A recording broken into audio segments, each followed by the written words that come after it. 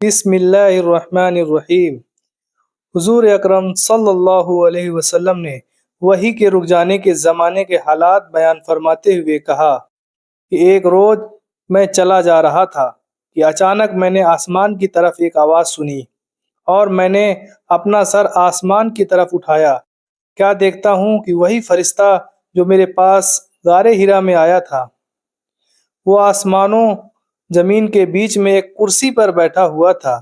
میں اس سے ڈر گیا اور گھر آنے پر میں نے پھر کمبل اوڑھنے کی خواہش ظاہر کی۔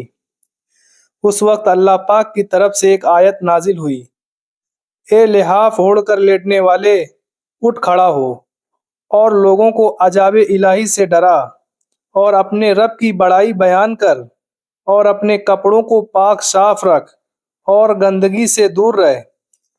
اس کے بعد وہی تیزی کے ساتھ پے در پے آنے لگی۔ صحیح بخاری حدیث نمبر 4۔